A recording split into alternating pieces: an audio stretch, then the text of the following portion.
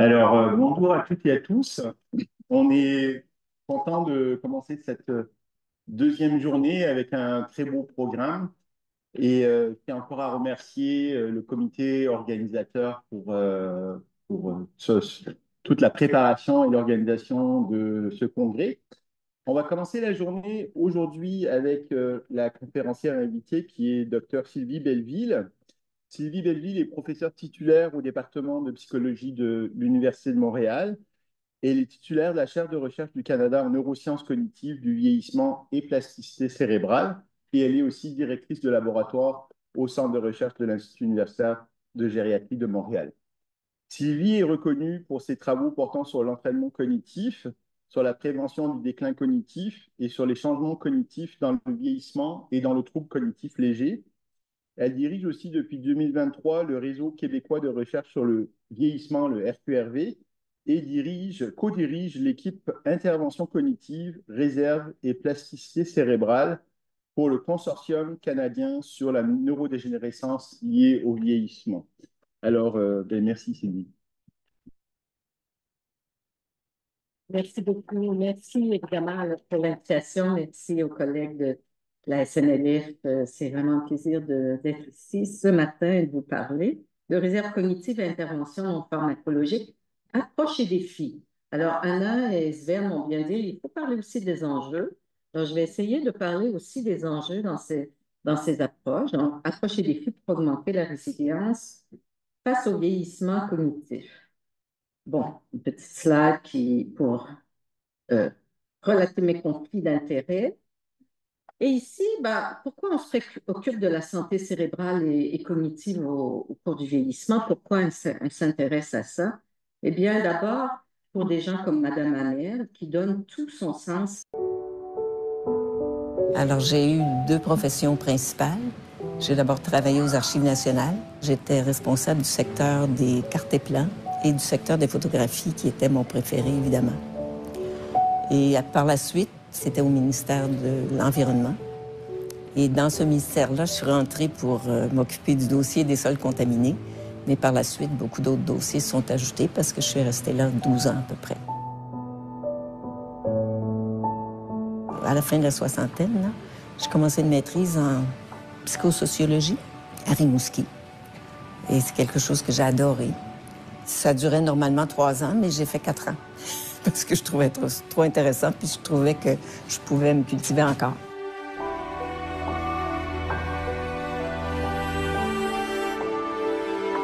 Quand moi, j'ai appris ça, que j'avais la maladie d'Alzheimer,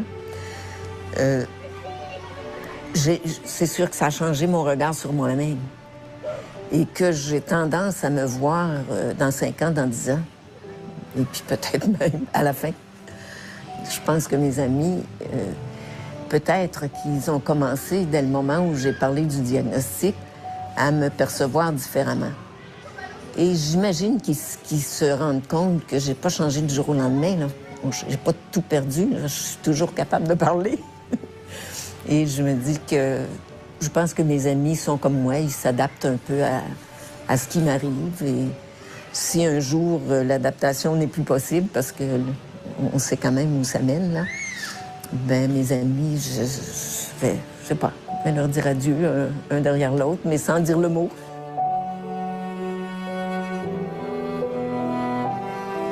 Accompagnez-moi, ne me précédez pas. C'est le message le plus important, au fond. N'anticipez pas qui je vais devenir. Accompagnez-moi tel que je suis au fur et à mesure.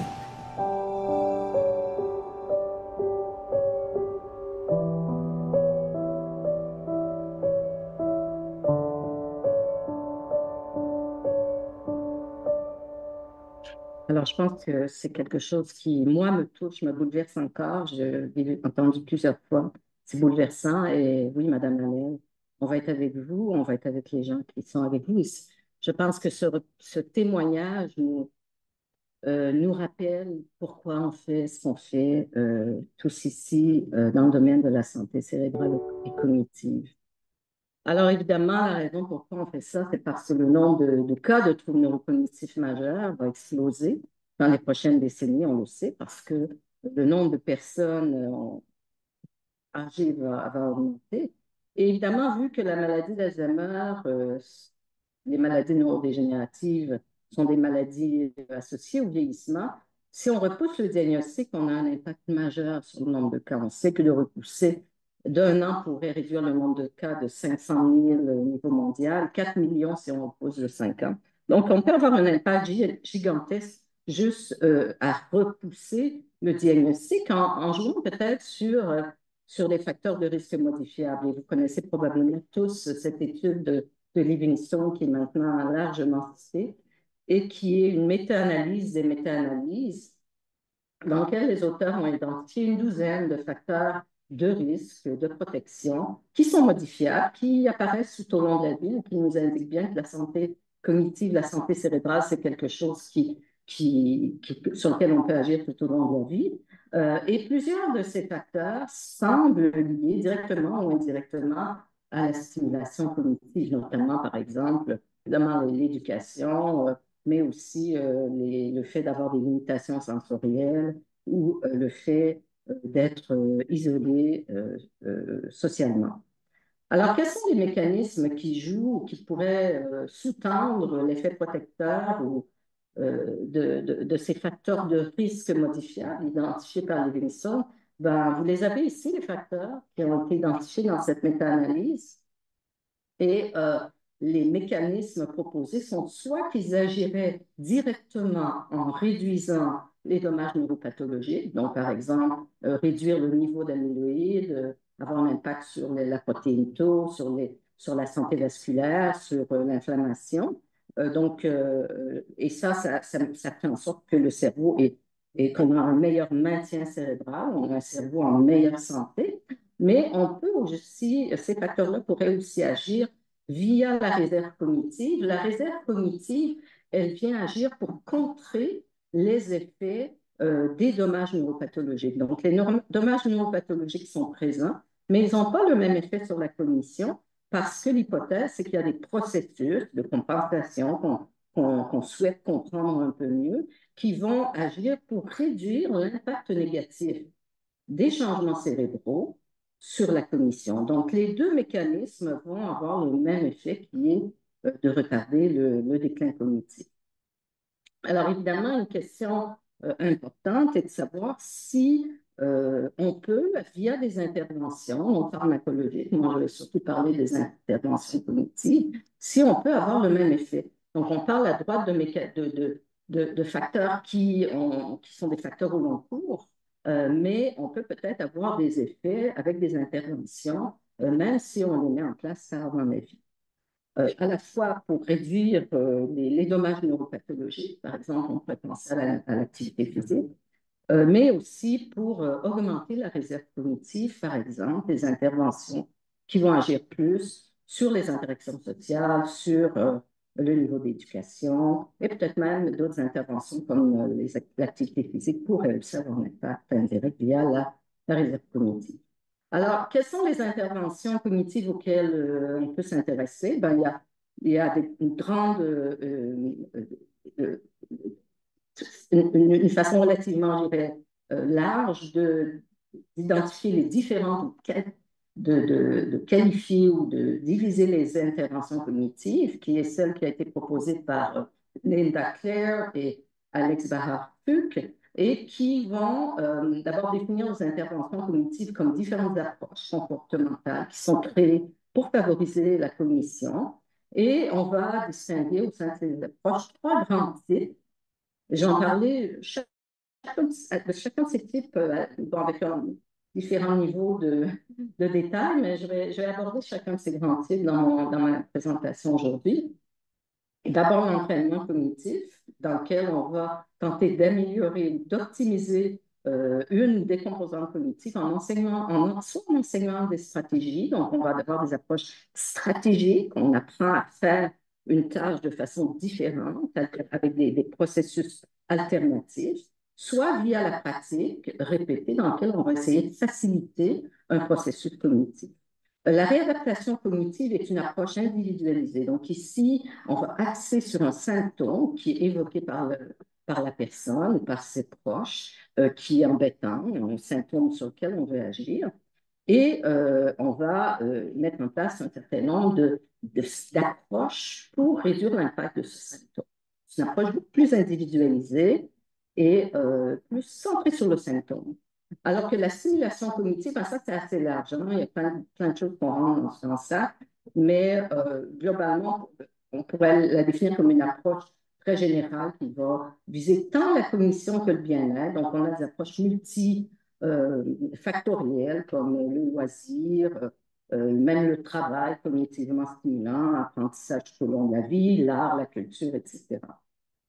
Alors, commençons par l'entraînement cognitif, une des grandes études très convaincante, et je pense qu'il faut vraiment bien connaître cette étude-là si on s'intéresse à l'entraînement cognitif, c'est l'étude active qui date déjà de plusieurs années, mais quand même elle est intéressante parce qu'elle a suivi les participants au long cours avec des résultats assez impressionnants. C'est une étude très solide au niveau méthodologique, un essai contrôlé, randomisé, simple aveugle. Les gens étaient randomisés, répartis aléatoirement, soit en entraînement mémoire, soit en entraînement raisonnement, soit en entraînement vitesse. Donc, vous avez écrit un petit peu l'entraînement mémoire, c'est apprendre des stratégies mnésiques bien connues. Là, rien de vraiment des stratégies usuelles, méthode des lieux, imagerie, regroupement sémantique, etc. Entraînement raisonnement, on apprend à trouver un facteur commun dans une séquence particulière.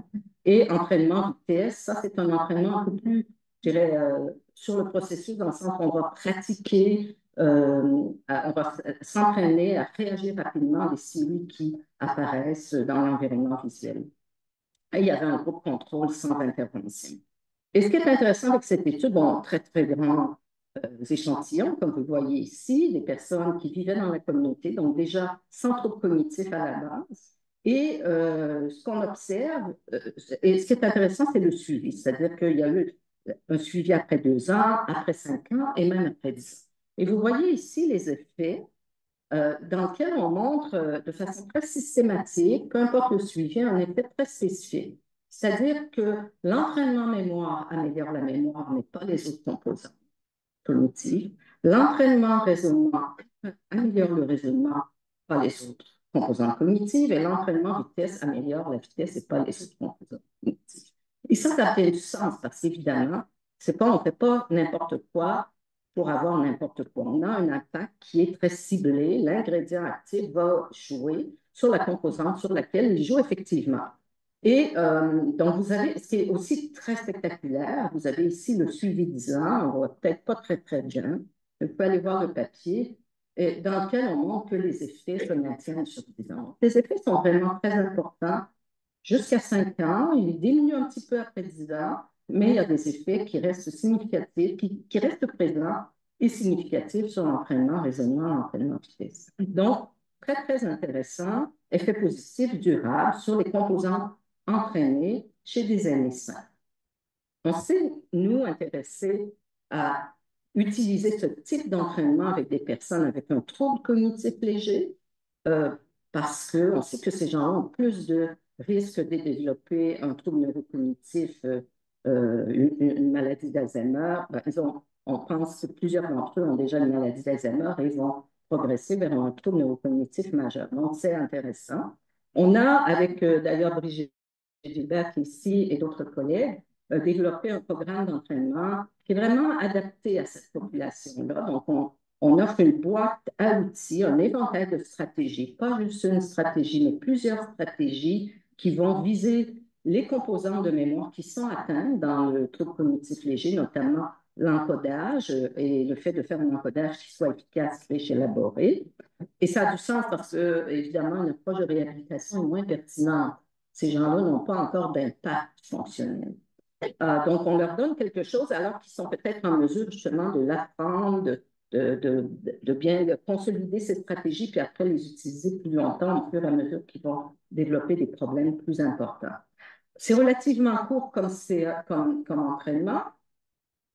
C'est un petit groupe parce qu'on sait qu'il y a cet aspect très important de contact social, de mobilisation. Beaucoup de travail sur l'auto-efficacité, en essayant de pas trop axer sur les aspects négatifs, mais mettre de l'accent tout de même sur les impacts, sur ce qui reste, sur ce c'est encore là, c'est ce qui est positif, et beaucoup d'instructions, d'exercices pour aider les gens à transférer, à utiliser cette stratégie dans la vie quotidienne. Donc, vous voyez ici comment ça se déroule et les composantes qu'on aborde avec les participants. Dans l'étude que je vais vous montrer, on a un groupe contrôle actif. C'est une intervention psychosociale et ça a été fait notamment avec Sébastien Grenier, puis aussi Francine Ducharme. Et ici, on se base sur l'approche cognitivo-comportementale. Donc, on apprend aux gens à améliorer leur bien-être, à des stratégies pour permettre de réduire la détresse, d'accroître les interactions sociales, d'accroître les activités qui sont significatives pour la personne.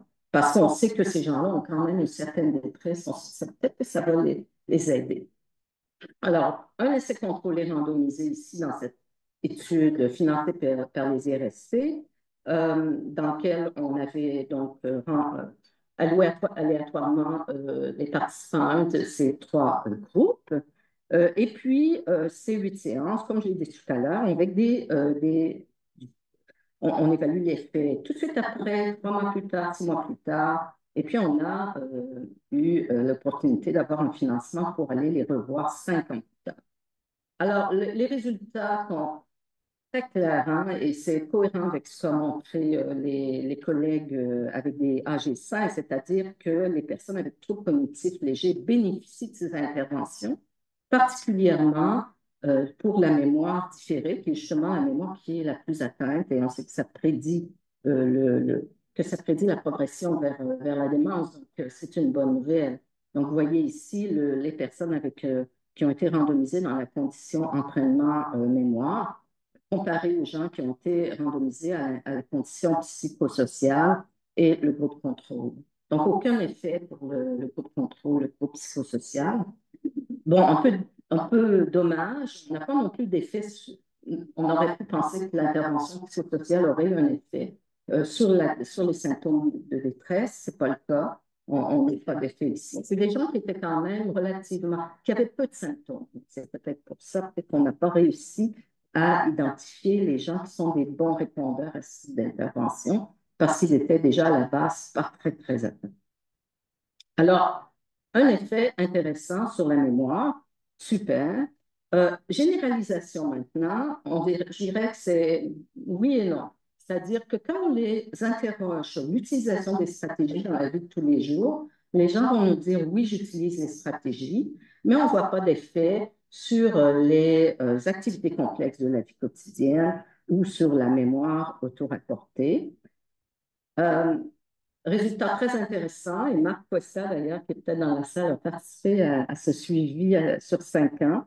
C'est qu'on a des effets qui se sont maintenus 5 ans plus tard. Et là, on est tombé un peu en bas de notre chaise. Et ça, c'est intéressant parce que, encore une fois, je vous rappelle que l'étude active a montré des effets après 10 ans. Donc, on a l'air d'agir sur quelque chose qui va bien au-delà d'utiliser une petite stratégie parce qu'il y a quelque chose qui semble se maintenir.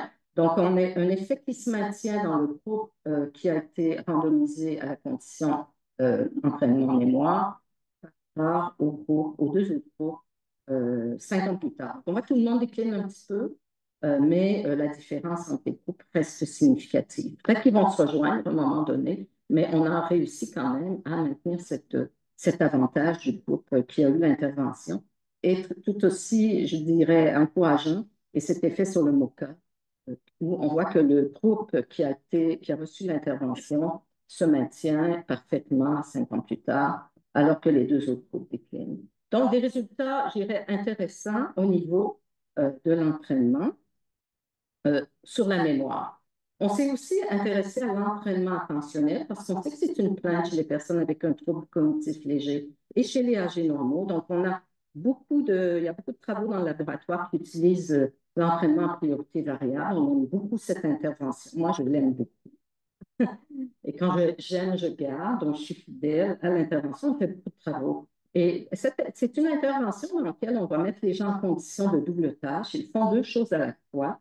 Donc, ici, ils vont résoudre des petits problèmes alphanumériques tout en tentant de détecter, en détectant chaque fois que cette barre-ci va devenir rouge. Et Ce qui est important dans cet entraînement, c'est on va leur demander de varier leur priorité attentionnelle. Vous savez que si vous êtes en voiture, vous êtes avec votre collègue, vous discutez du dernier papier que vous avez publié, vous êtes capable de le faire sans problème tout en conduisant. Mais si vous arrivez sur la 40, et les Québécois savent dont je parle, vous arrivez sur le métropolitain, au point des Caries, beaucoup de trafic, les gens vous courent, vous allez modifier votre priorité attentionnelle. Vous allez spontanément, surtout si vous êtes jeune, mettre un peu plus de votre attention sur la conduite pour mettre moins d'attention sur la discussion. Et vous allez donc être... et ça, on fait ça constamment quand on traverse la rue, quand on marche, quand on cuisine. On fait ça constamment, on varie constamment la priorité attentionnelle en fonction des contraintes de notre environnement. On sait que chez les personnes âgées, c'est plus difficile et dans le cas des troubles cognitifs légers particulièrement.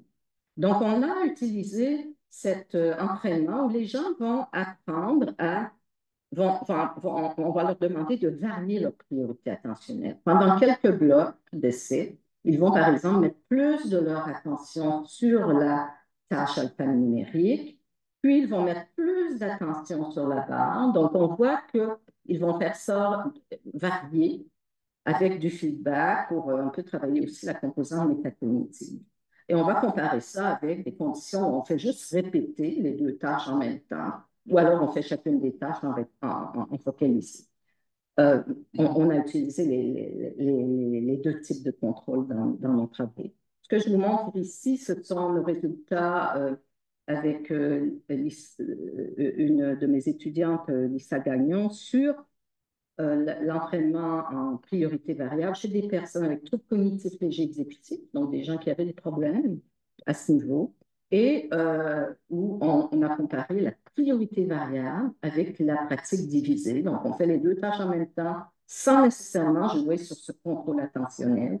Et ce qu'on observe, c'est que l'amélioration, ça ici, c'est le changement, donc l'amélioration précoce, est beaucoup plus important en conditions priorité variable qu'en conditions pratiques répétées. Donc, ça montre que les personnes avec un trouble cognitif léger peuvent bénéficier de ce type d'intervention, particulièrement quand on les met en conditions de priorité variable. Donc, on a ici des études qui nous montrent que, oui, on peut améliorer la mémoire, l'attention avec des entraînements et on n'est pas les seuls. Hein. Ici, vous avez les collègues, Alex Bahafouk, un collègue de Melbourne, Dr. Sherman chez les MCI, qui ont fait des méta-analyses. Ça ici, c'est chez les MCI, personnes aînées, MCI, troubles neurocognitifs légers ou majeurs, revue Cochrane récente. Sherman, c'est chez les troubles neurocognitifs légers. Et on voit que les effets, tout ce qui est à droite de la barre, ça veut dire que la condition expérimentale ou d'intervention mène à un effet plus important que la condition contrôle. Et on voit que presque toutes les études sont à droite de la barre. Donc, on a bel et bien un effet qui est positif quand on regarde l'efficacité de ces interventions. Alors, je vais parler de quelques enjeux. Premier enjeu, évidemment, toutes ces études que je vous montre sont très variables hein, au niveau du contenu. Donc, une question importante, c'est quoi l'ingrédient actif? Quand moi, je veux mettre ça en application dans le domaine clinique, qu'est-ce que je fais? C'est quoi qui est vraiment fondamental que je ne peux pas enlever? C'est quoi la dose que je dois donner? Ce type de questions, c'est très important. On s'y est intéressé particulièrement, je m'y suis intéressée particulièrement sur le plan de la dose, parce que c'est une question qu'on se posait souvent avec Brigitte, notamment, quelle sorte de dose, est-ce qu'on doit continuer, etc. Est-ce qu'on a assez de doses? Bon. Alors, compliqué de mesurer la dose parce qu'on ne peut pas randomiser à 30 doses des participants, ça prendrait des échantillons gigantesques. Mais c'est important. Parce qu'évidemment, on peut penser qu'il pourrait y avoir une espèce de gain très, très rapide après des plateaux. On ne sait pas trop, est-ce que c'est linéaire? Bon. Et donc, les questions qu'on peut se poser, c'est quand est-ce que la dose devient thérapeutique? Est-ce qu'une dose supplémentaire est nécessairement bénéfique? Est-ce qu'il y a des gens qui bénéficient de plus de doses, etc.? Donc, on a on a regardé ça en faisant appel aux données de l'étude de MAPT que vous connaissez peut-être certains d'entre vous. Ce sont des collègues de Bruno Velas, notamment à Toulouse, qui ont fait cette grande étude, puis on avait participé avec Brigitte notamment et Sherry Willis à l'intervention de cette grande étude. C'est plusieurs participants, donc ça fait bien, des gens avec une plainte subjective ou des gens qui étaient à risque, en fait. Et il y avait 4 conditions d'intervention. Nous, on s'est intéressé essentiellement aux gens qui ont été randomisés dans l'intervention multidonnière, qui était entraînement mémoire, donc c'est notre programme mémo, entraînement raisonnement, programme de Sherry Willis, et aussi des directives en matière d'activité physique et des directives en matière de nutrition. Puis il y avait plusieurs suivis. Et on a utilisé le nombre de séances d'entraînement cognitif reçues, parce que dans des grandes études comme ça, les gens ne vont pas nécessairement à toutes les séances. Hein. Il y a une espèce de self-dosing, comme on dit. Donc, les gens vont parfois aller à quelques séances, puis on ne va pas nécessairement les retirer de l'étude. On continue à les suivre. Donc, on s'est intéressé à la dose reçue par les 749 personnes ayant reçu l'intervention. Et on a regardé un peu si les facteurs individuels jouaient. Alors, ce qui est intéressant, ça ici, vous avez les effets sur différentes mesures, la cognition globale, la mémoire différée, et je pense au fond, c'est la fluence verbale, je ne vois pas bien, mais sont essentiellement le même patron, c'est-à-dire un effet essentiellement non linéaire, avec une amélioration très rapide, suivie d'un plateau à peu près à 12 séances. Puis c'est un petit rebic parfois, mais je dirais pas cliniquement significatif. Donc, je ne suis pas sûre que j'irai jusqu'à 24 séances juste pour avoir ce petit gain supplémentaire. Mais ce que ça nous montre, c'est que oui, c'est vrai qu'une plus grande dose augmente l'effet, mais jusqu'à un certain point. Et c'est intéressant ici parce que la dose optimale, qui est définie comme à peu près 12 à 14 séances, c'est à peu près la moitié de ce que les gens avaient comme possibilité de dose. Donc, on aurait pu avoir 12 à 14 séances et avoir à peu près un effet qui est tout à fait spectaculaire. Donc, ça, c'est important, donnée importante. Euh, Aussi, on a regardé évidemment, est-ce que les gens, est-ce que les caractéristiques des gens, ça compte? Ben oui, on a vu qu'effectivement, si on était moins éduqué, si on était plus fragile, ben, on bénéficie d'une plus grande dose. On a plus d'effets si on a plus de doses. Si on est plus jeune aussi, là, c'est un peu différent. Si on est plus jeune, on bénéficie d'une plus grande dose parce qu'on s'améliore plus longtemps, on s'améliore davantage, d'accord? Donc, les moins éduqués, les plus fragiles, ils ont besoin de la dose pour atteindre le niveau de tout le monde, alors que les jeunes, la dose fait tout simplement un effet qui est encore plus important que ce que les gens les plus âgés ont. Donc, quand je dis les plus jeunes, ce n'est pas des jeunes comme vous autres, là, mais c'est les plus jeunes de l'échantillon, évidemment. OK, donc ça, c'est une première façon peut-être d'aller voir l'enjeu de la dose ou des caractéristiques. On peut aller voir avec des effets un peu plus, avec des analyses, je dirais, un peu plus pragmatiques dans lesquelles on ne randomise pas nécessairement, mais on fait appel à la richesse de l'information des grandes études qui existent dans la communauté scientifique. Alors, un autre enjeu, c'est les effets neurofonctionnels. Alors, évidemment, une question intéressante, c'est est-ce qu'un effet, puis là, il y a beaucoup de neuroscientistes là, dans la salle, est-ce qu'un effet comportemental devrait nécessairement refléter un changement cérébral sous-jacent? C'est une grande question, dans le fond. Et est-ce qu'un changement cérébral reflète nécessairement un changement cognitif tel que capté par nos mesures? Ça, c'est une question. Je n'ai pas de réponse à ça, mais je pense que c'est une question intéressante à laquelle on peut tenter de réfléchir. Je pense que la réponse est probablement oui, il devrait y avoir quelque chose au niveau cérébral et non, il n'y a pas nécessairement, nos mesures ne sont pas nécessairement suffisamment sensibles pour refléter tous les changements cérébraux qu'on observe. Mais ça peut en discuter après. Mais j'ai beaucoup d'intérêt pour l'imagerie par la neuroimagerie fonctionnelle parce que la neuroimagerie fonctionnelle, elle nous renseigne sur les mécanismes qui sous-tendent les effets. Pour moi, la neuroimagerie fonctionnelle, ce n'est pas un marqueur d'efficacité, en guillemets, mais plutôt un indicateur des mécanismes sous-jacents. Et c'est comme ça que j'aime bien l'étudier. Alors, et évidemment, l'a priori que j'ai, c'est que si les choses étaient parfaites, si on avait les bonnes mesures, si on avait les bonnes mesures à la fois d'activation et les bonnes mesures cognitives, ben, on devrait être capable de voir un patron cohérent entre ce qu'on pense qu'on a mis en branle comme mécanisme cognitif et ce qu'on observe au niveau de la neuroimagerie. Et évidemment, vous allez voir tout à l'heure, on peut aussi utiliser ces techniques pour essayer de mieux comprendre la réserve cognitive. Alors, on a utilisé la neuroimagerie pour essayer de voir quels sont les mécanismes qui sont bougés, qui sont mis en branle par nos entraînements, les deux entraînements dont je vous ai parlé tout à l'heure, d'abord le programme MEMO. Et essentiellement, le message que je vais vous dire, c'est que les changements au niveau neurofonctionnel qu'on observe sont très cohérents avec notre hypothèse sur c'est quoi qui est en train de bouger, c'est sur quoi on agit avec ces interventions. Donc, c'est encourageant. Ça veut dire qu'à la fois, on ne travaille pas juste dans le noir, la neuroimagerie peut aussi nous aider, nous conforter, mais aussi nous donner des intuitions intéressantes sur c'est quoi les facteurs les plus importants. Notamment ici, quand on a regardé les effets neurofonctionnels de l'intervention MOMO, on a essentiellement trouvé presque essentiellement de nouvelles activations. Il y avait quelques activations accrues, notamment au niveau temporale, mais essentiellement, on a des nouvelles activations. Et ce sont des activations qui sont celles auxquelles on s'attend compte tenu de son texte, qui est une méthode où on apprend une nouvelle stratégie. Par exemple, on a des activations nouvelles au niveau du thalamus, putamen, globus pallidus. Donc, Julien n'est pas là, mais on sait que ce sont des structures qui sont impliquées dans l'apprentissage de nouvelles procédures, de nouvelles façons de faire. Donc, ça a du sens. Des activations nouvelles aussi au niveau du lobule pariétal inférieur droit. Et on sait que les stratégies mises en place dans le MOMO sont très centrées sur de l'imagerie mentale. Donc, ça fait du sens aussi.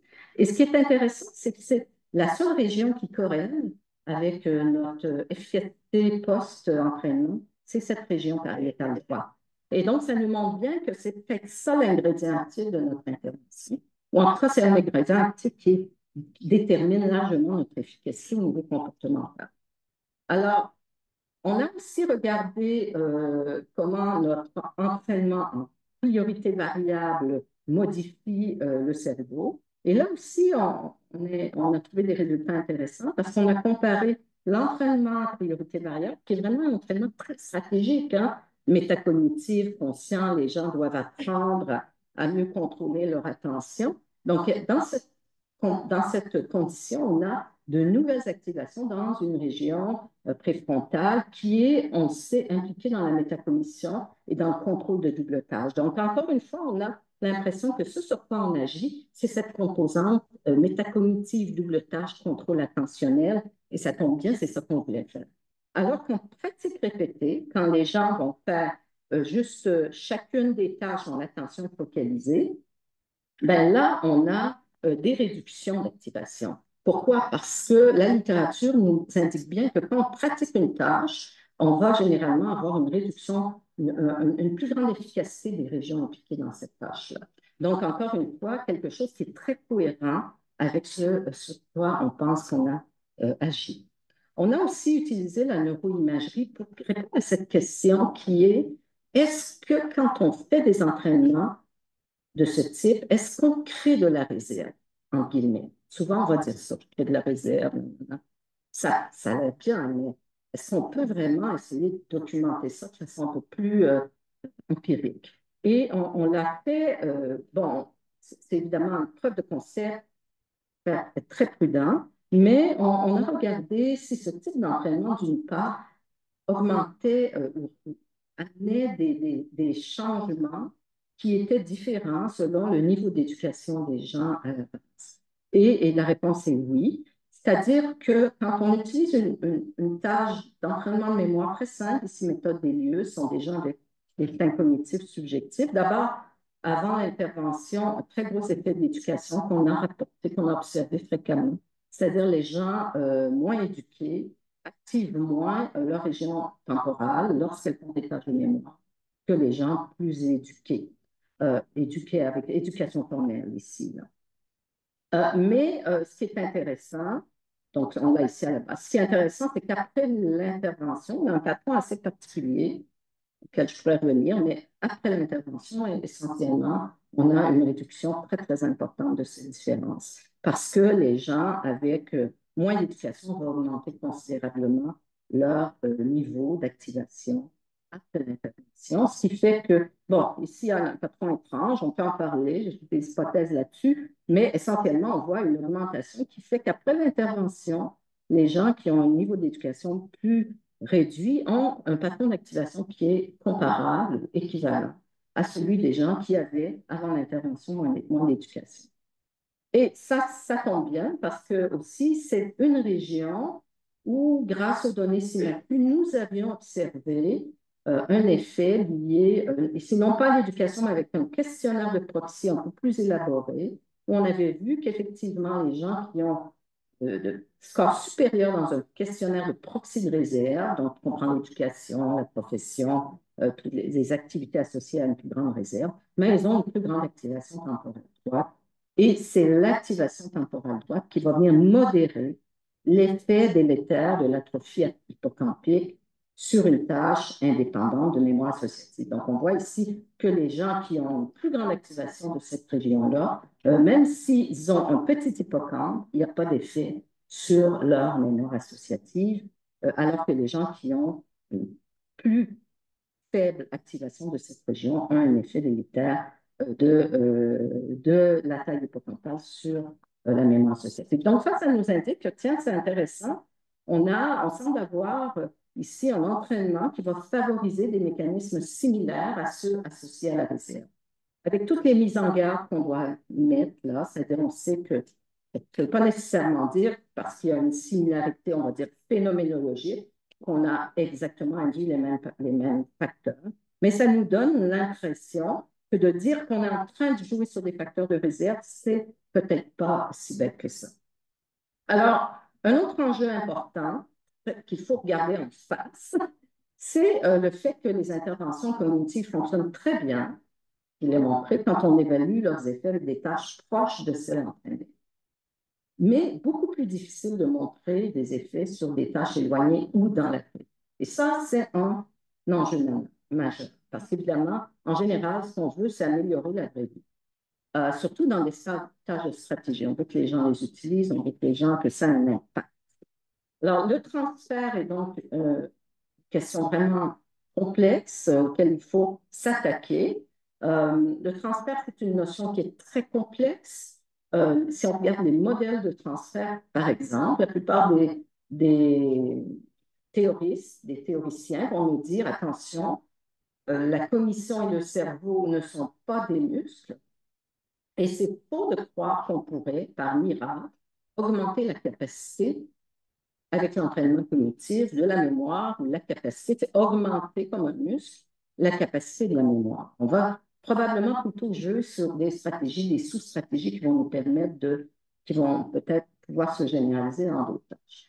Et aussi, évidemment, on cherche souvent ce qu'on appelle un transfert de contexte, c'est-à-dire qu'on veut que les approches aient un impact dans la vraie vie ailleurs que dans le laboratoire. Et enfin, un enjeu aussi important, c'est que les entraînements qu'on a d'habitude sont très, très loin de la vraie vie. Ils sont unisensoriels, ils sont désincarnés. Je vois des gens qui travaillent en réalité virtuelle dans la salle, là, et c'est sûr que ça, c'est un enjeu. Et vous allez voir tout à l'heure qu'une des façons, nous, de l'adresser, c'est d'utiliser la réalité virtuelle. L'autre élément, c'est aussi que la plupart des façons de conceptualiser le transfert, c'est sur la base de la théorie des éléments communs. Le transfert ne va pas se faire de façon magique. Si on a un entraînement ici, un transfert ici évidemment, il y aura un transfert s'il y a une adéquation parfaite entre l'entraînement et le transfert. Ce n'est pas un transfert, c'est presque juste une instantiation de notre entraînement. Et plus le transfert est loin de notre entraînement, ben, plus les processus cognitifs impliqués dans l'un et dans l'autre sont différents et moins ça fait un transfert, ça fait du sens. Hein? Et donc, plus on s'éloigne et plus la taille d'effet va être petite et plus grand votre échantillon va être requis. Puis c'est sûr que si vous faites un entraînement qui est très, très loin de la vraie vie, ben, ça va être dur d'avoir un transfert. Donc, nos entraînements en général sont plutôt ici. C'est très rare que nos entraînements sont parfaitement proches de la vraie vie. Et il faut rapprocher les interventions de la vraie vie, c'est-à-dire, au lieu de se dire, ah oui, comment on fait, etc., ben, peut-être qu'une approche est de se dire, on va avoir des entraînements qui sont proches de la vraie vie. Et à ce moment-là, on a moins cet enjeu de distance entre l'entraînement et le transfert. Alors, une des approches a été d'intégrer le transfert dans les interventions. Donc, on fait dans Mémo beaucoup d'exercices où les gens vont pratiquer leur stratégie dans des contextes qui sont euh, complexes, qui sont proches de la vie de tous les jours, ou alors dans des exercices à la maison.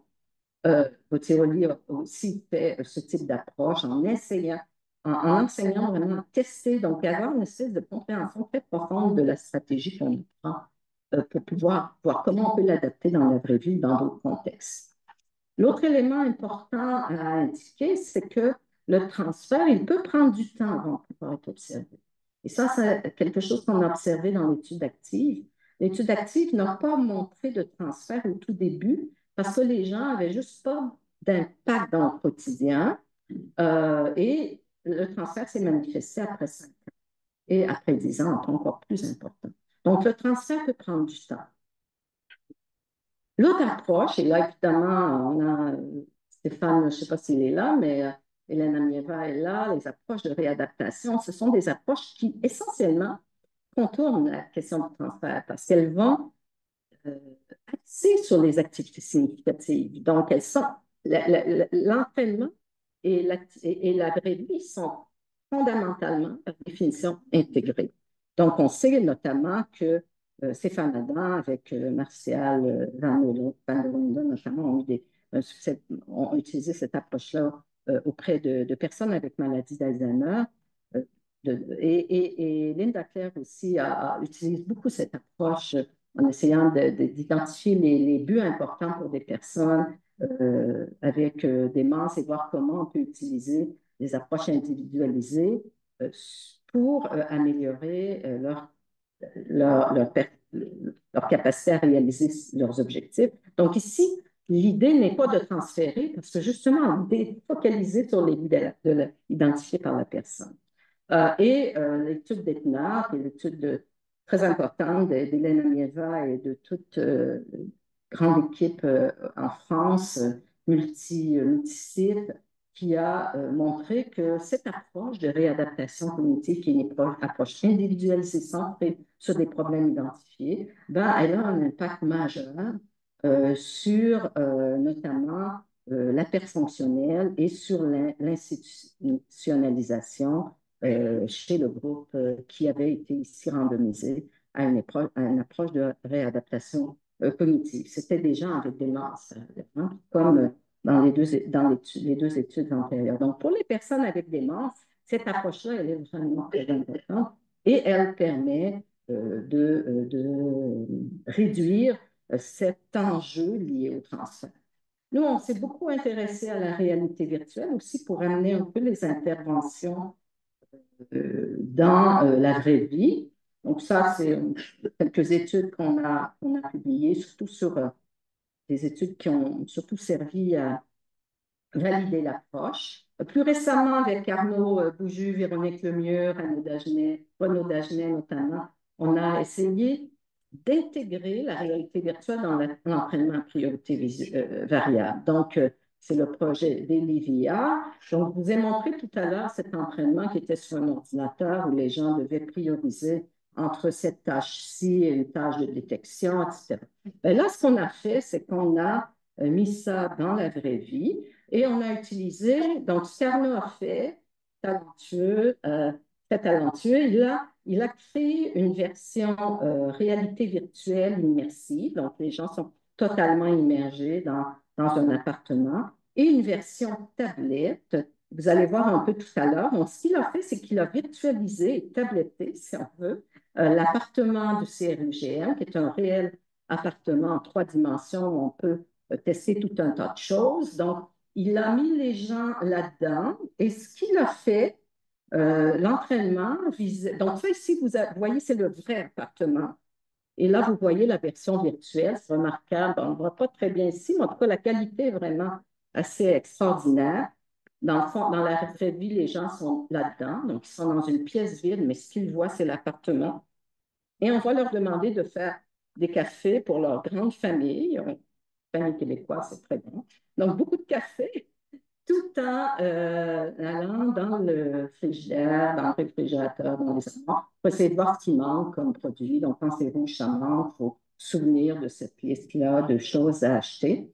Et puis, donc, on doit switcher. C'est un peu une tâche un peu je dirais, de multitâche, plutôt que il ne doit pas faire totalement les deux choses en même temps, mais il doit apprendre à prioriser. Donc, il va faire, dans certaines conditions, prioriser l'une et plus l'autre.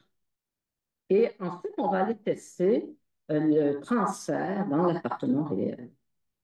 Donc, voilà Alors, quelques résultats qui sont des résultats un peu préliminaires, on n'a pas publié ici.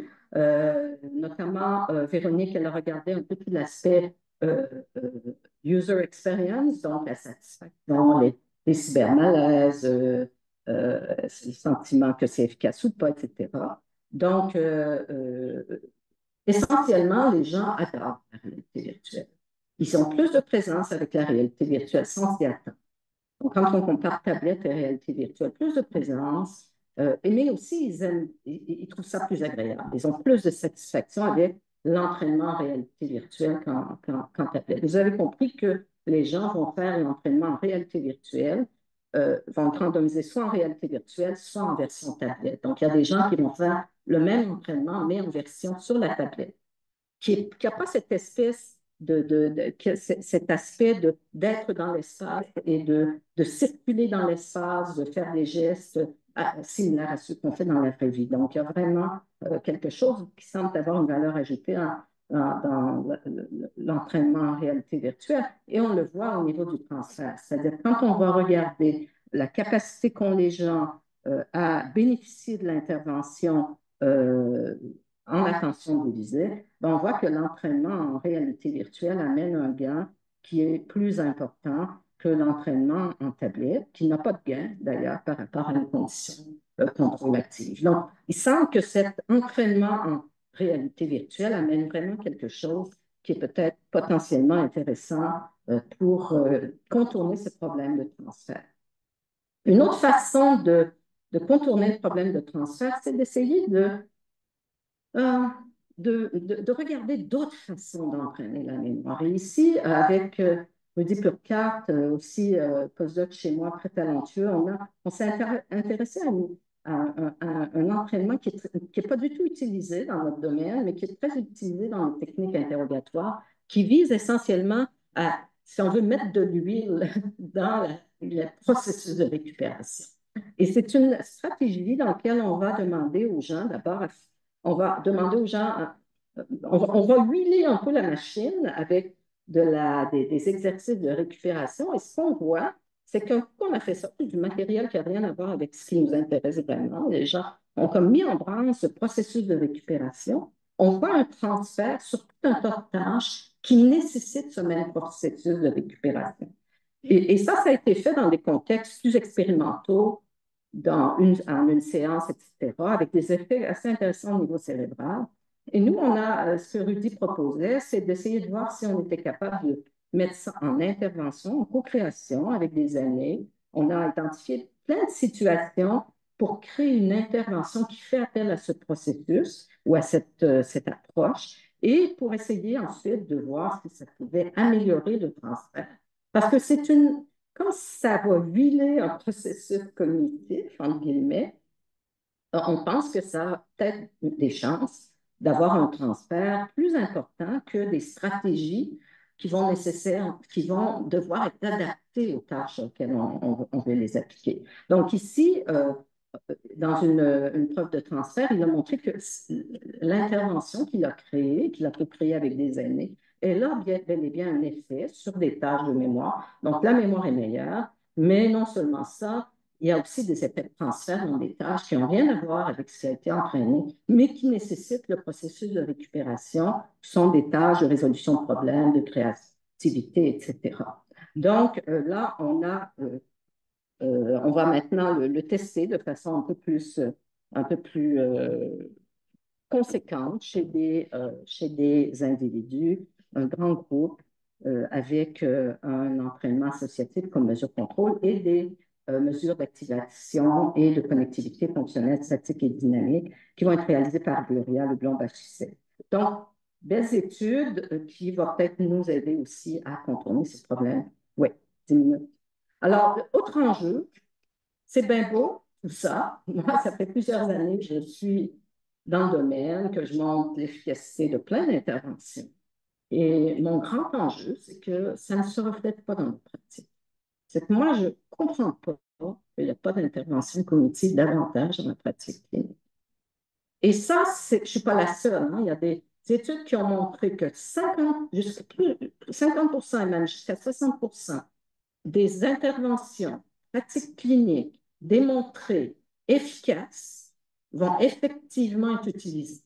Et ça, c'est en termes de perte d'efforts financiers, c'est gigantesque. Donc, un grand enjeu, c'est comment on augmente l'accès, la pertinence, l'engagement, tout ça.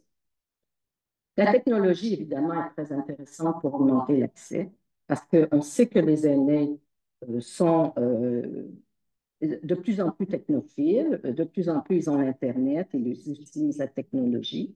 Alors là, je vais faire un peu en rafale parce qu'il me reste 7 minutes. Mais juste pour vous dire qu'on a quand même, grâce à un programme de l'Union européenne AAL, on a bénéficié d'un financement qui nous a permis de construire et de valider un programme informatisé. Ici, ça combinait activité physique et cognitive et plusieurs chercheurs du centre de recherche étaient impliqués, Mylène, Benjamin Boller, Louis Bérard, etc. Données très intéressantes.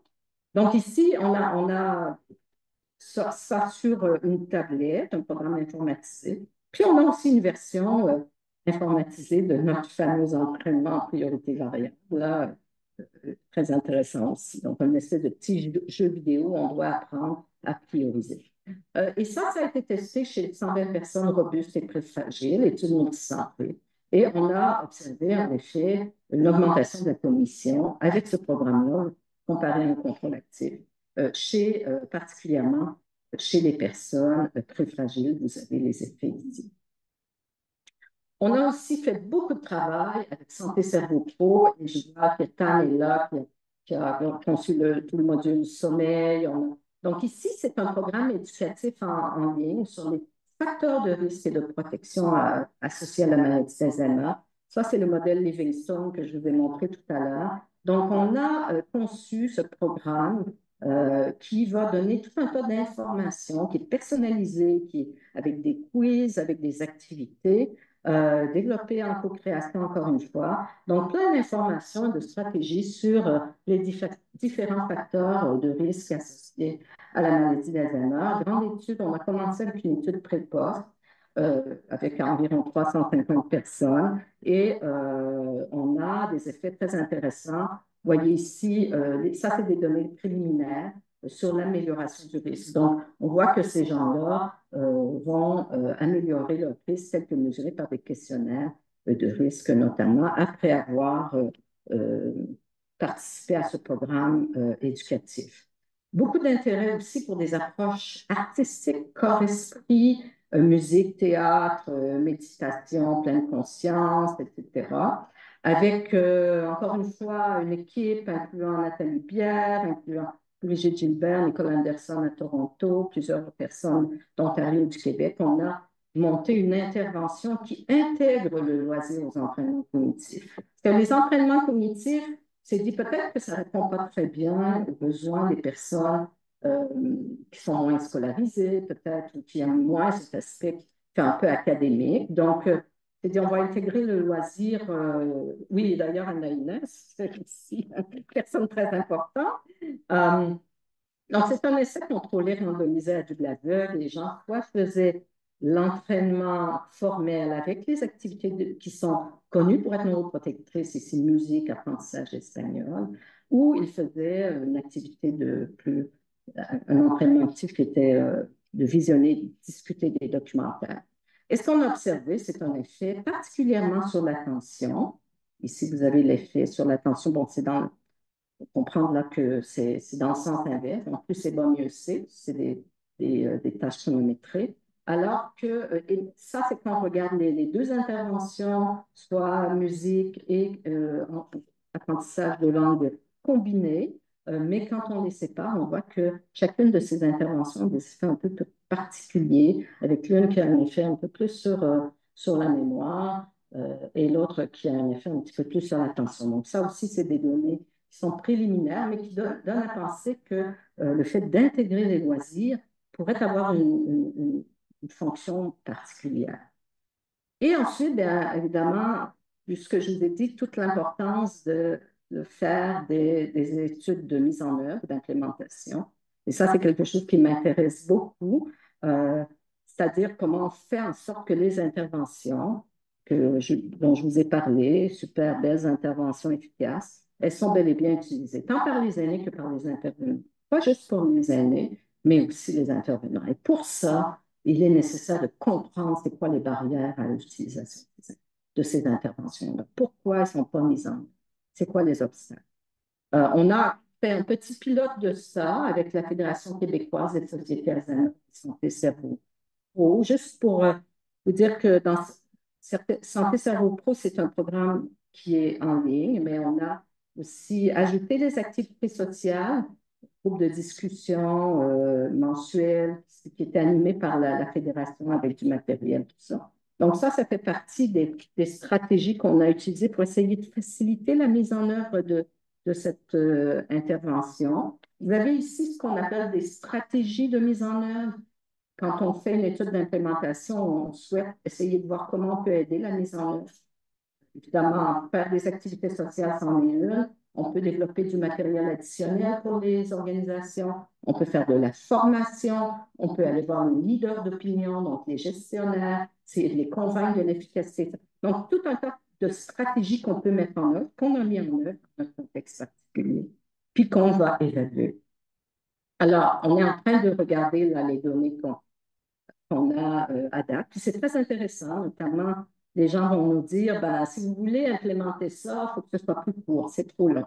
On veut toujours des interventions parfaites, hein, mais ça nuit à la mise en œuvre. On nous a dit, oui, l'intervenant, c'est très important. C'est bien beau la technologie, mais il faut du vrai monde aussi. Puis il faut nous déboguer, etc. Pensez à d'autres moyens pour diffuser le contenu, la télévision communautaire. Ça peut être une façon de diffuser du contenu sur la prévention. Élargir à d'autres personnes. Donc, vous voyez que le milieu nous a donné des pistes de solutions pour faciliter l'implémentation. Donc, je pense que j'ai fini. On a plusieurs interventions bénéfiques pour la Commission pour le cerveau. Je pense que j'espère vous avoir convaincu de leur potentiel. Il y a des enjeux, mais je pense qu'on peut travailler sur les enjeux pour essayer de voir est-ce que ça transfère à la vraie vie, à d'autres capacités. On a des changements cérébraux très intéressants qui nous informent sur les mécanismes sous-jacents. Ces interventions peuvent être faites à tous les stades de la vie. Mais c'est sûr qu'il faut ajuster un peu les approches. Il reste des enjeux, je dirais, au niveau bon, je l'ai dit sur le transfert, essayer de voir est-ce que ce soit bien utilisé, comment on fait pour que ça se rende vraiment vers l'utilisateur. Alors, pour conclure, je l'ai présenté souvent ce graphique-là, mais je l'aime bien.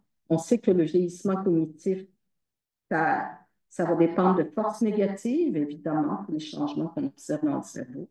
Et pour moi, les forces positives sont extrêmement importantes. Puis, on peut réduire ça, les parents s'en occupent, mais on peut aussi, nous, tous ensemble, tenter d'augmenter les forces positives qui agissent sur le vieillissement cognitif. Et je pense que les interventions cognitives, tout comme d'ailleurs interventions pour le sommeil, interventions en activité physique, etc. ont un rôle à jouer pour ça. Alors voilà, je vous remercie, puis merci à tous mes partenaires, chercheurs, étudiants, professionnels, postdoctorants.